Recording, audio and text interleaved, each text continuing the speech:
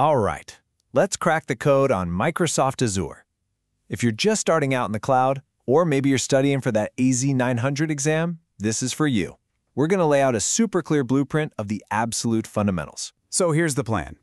We'll start with the big ideas, the core cloud concepts. Then we'll peek behind the curtain at Azure's global architecture. After that, we'll get hands-on with the core services and wrap up with how you actually manage and govern the whole thing. Let's dive in. Okay, first things first, we've got to get the basics down, right? These are the foundational ideas that make everything else in Azure even possible. So what is the cloud really? How does this all work? At its heart, it's actually pretty simple. Think of it like this. You're just renting compute power and storage from someone else's giant data center.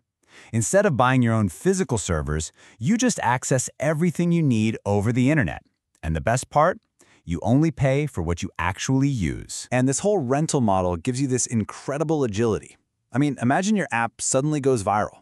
You don't have to panic and rush to buy new hardware. You can just scale. You can either scale vertically, that's like giving your existing server more muscle, more RAM, more CPU power, or you can scale horizontally. Just add more servers to the pool to share the load. And you can do all this with just a few clicks. It's a game changer. Now this is super important. It's called the shared responsibility model, and it basically answers the question, who's in charge of what? On the far left, with infrastructure as a service, you're managing the most. The OS, your apps, all that. You're in control. In the middle, with platform as a service, Microsoft handles the operating system for you. You just focus on your code. And all the way on the right, with software as a service, think Microsoft 365, Microsoft pretty much manages everything. You just use it. Okay, so now that we know what the cloud is, let's look at what Azure is actually made of. We're going to go from the massive physical buildings all the way up to how you logically organize your work. And let me tell you, Azure is a global beast.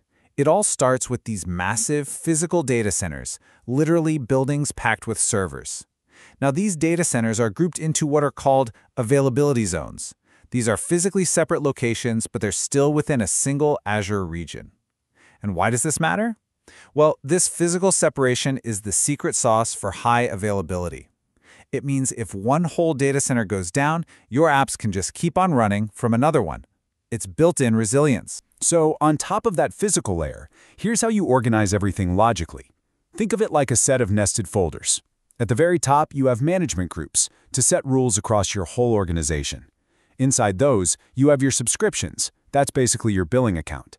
And inside a subscription, you create resource groups, which hold all your individual resources. The actual stuff like virtual machines or databases. So let's zero in on that resource group for a second, because it's a concept you'll use constantly. The most crucial thing to remember is that a resource group is like your project folder. It holds all the different pieces for a single application.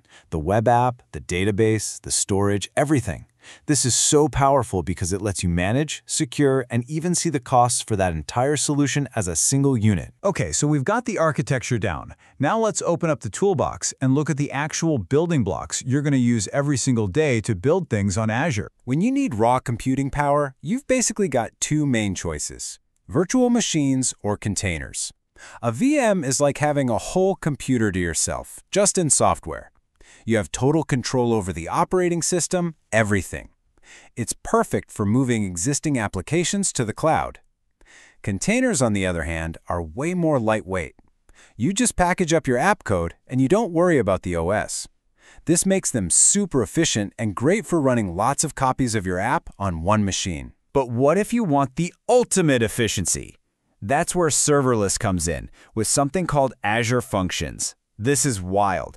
You just upload a snippet of code, and Azure only runs it when it's triggered by something, like a new photo being uploaded. You literally don't think about servers at all, and you only pay for the fraction of a second your code is actually executing. And of course, every application needs storage. Azure's got you covered here.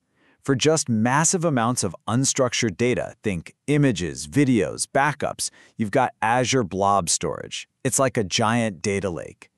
Then there's Azure Files, which is basically a classic shared network drive, just in the cloud.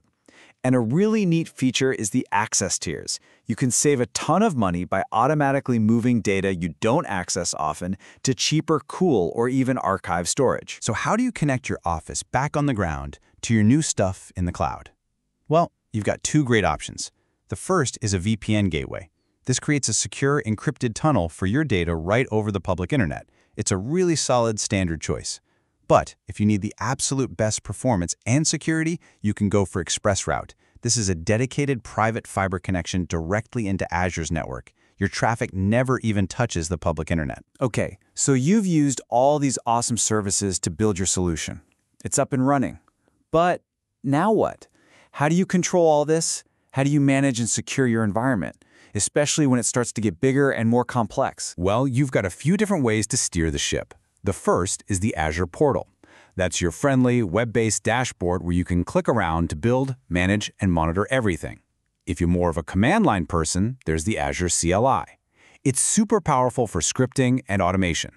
And for the ultimate level of control, there's infrastructure as code using ARM templates. This lets you define your entire setup in a text file so you can deploy it perfectly every single time. But let's be real.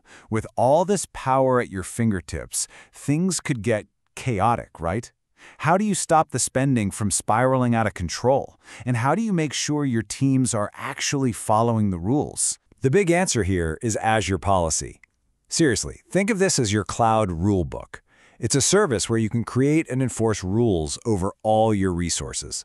For example, you can make a policy that says, only allow these specific types of virtual machines to be created, or don't let anyone deploy resources outside of Europe. It's how you maintain corporate standards and sanity. And beyond that, there are a few other critical tools in your governance toolkit. You've got resource locks, which are a lifesaver. They can stop someone from accidentally deleting your production database. Then there's role-based access control, or RBAC. This is all about the principle of least privilege, making sure people only have the permissions they need to do their jobs and nothing more. And finally, there's Microsoft Defender for Cloud, which is like your central security command center, giving you a bird's-eye view of your security posture and protecting you from threats. And let's talk about the money, because that's always important. You can always just pay as you go, of course, but if you want to be smart about it, you can save a lot of money.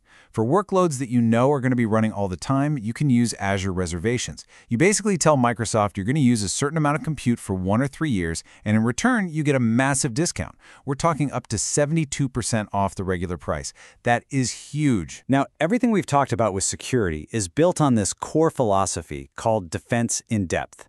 The quote here says it all. The goal is to slow down an attacker by making them get through multiple layers of security. It's like an onion. You have security at the physical data center, then the network, then the host, then the application, and finally, protecting the data itself. One layer might fail, but the next one is there to stop the attack. And if you're studying for that AZ900 exam, take a look at this. The things we've just walked through, the cloud concepts, the Azure architecture and services, and the management and governance, they line up almost perfectly with the official exam objectives. So you're absolutely on the right track. And there you have it. In just a handful of minutes, we've sketched out the entire blueprint for Azure.